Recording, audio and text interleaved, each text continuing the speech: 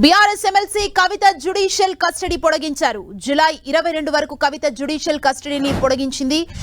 BRS MLC కవిత judicial కస్టడీని పొడిగించారు. July 22 వరకు కవిత judicial custody పొడిగిస్తున్నట్లుగా వెల్లడించారు. Delhi liquor policy కేసులో కవిత జ్యుడిషియల్ కస్టడీని పొడిగించారు. ఈ నెల 22 వరకు కవిత జ్యుడిషియల్ కస్టడీని పొడిగించింది రౌస్ అవెన్యూ కోర్టు. ఇదే అంశానికి సంబంధించి మరింత సమాచారం మా ప్రతినిధి గోపి అందిస్తారు. Gopi, Delhi liquor policy CBI కేసులో అరెస్ట్ అయి ప్రస్తుతం తిహార్ జైల్లో ఉన్న బీఆర్ఎస్ ఎమ్మెల్సీ కవిత జ్యుడిషియల్ కస్టడీని మరోసారి రౌస్ అవెన్యూ కోర్టు పొడిగించడం జరిగింది.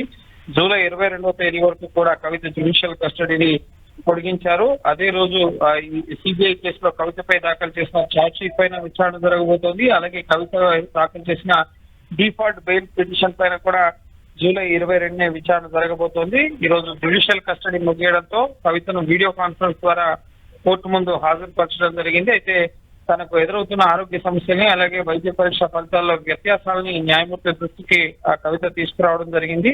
ఈ నేపథ్యంలోనే కవితకు ముఖ్యంగా ప్రైవేట్ ఆసుపత్రిలో ముఖ్యంగా చికిత్స అందించాలి అని చెప్పి కవిత తరపు న్యాయవాదులు ఇటు కోర్టును కోరడం జరిగింది. అయితే ఢిల్లీ ఎయిమ్స్ ఆసుపత్రిలో కవితకు మెడికల్ పరీక్షలు నిర్వహించేందుకు కోర్టు అనుమతించడం జరిగింది.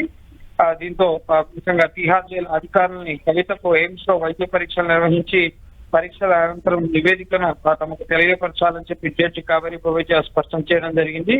ఇటీవల కవిత అస్వస్థతతో ఇటు హై ఫీవర్ అలాగే నీరసంతో ముఖ్యంగా కళ్ళు తిరిగి కింద పడిపోవడంతో ఇటు ఆసుపత్రికి తరలించారు. దీన్ దయాళ్ ఆసుపత్రిలో ఒక పూట కవితకు చికిత్స అందజేయడం జరిగింది. అనంతరం ఆవిడ కోలుకున్న తర్వాత తిరిగి మళ్ళీ తిహార్ జైలుకి తీసుకెళ్లడం జరిగింది.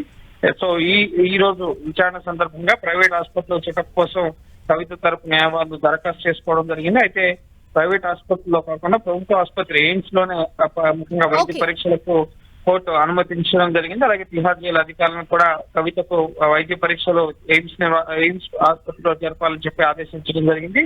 సో ఓవరాల్ గా జూలై 22వ తేదీన కవిత సిబిఐ కేసుకు సంబంధించిన పూర్తి స్థాయి విచారణ ఆ రోజు జరగబోతోంది. జూలై 7వ తేదీన ఇటు సిబిఐ దాఖలు చేసిన ఛార్జ్ షీట్ లో తప్పులు ఉన్నాయి. సో డిఫాల్ట్ బెయిల్ కి కవిత అర్హురాలు అని చెప్పి కవిత తరపు న్యాయవాదులు వాదన వినిపిస్తున్నారు. అయితే ఎటువంటి తప్పులు లేవు. పూర్తిగా లిక్కర్ పాలసీ సిబిఐ కేసులో కవిత కీలక సూత్రధారి, ఆవిడ పాత్ర చాలా కీలకంగా ఉందని చెప్పి ఛార్జ్ షీట్ లో సైతం అనేక అంశాలను సిబిఐ పొందుపరచడం జరిగింది. సో చూడాలి జూలై 22వ తేదీన కవితకు ఈ కేసులో డిఫాల్ట్ బెయిల్ వస్తుందా లేదా ట్రయల్ ఎదుర్కోవాల్సి వస్తుందా అనేది జూలై 22వ తేదీన స్పష్టత రాబోతుంది. Thank you Gopi.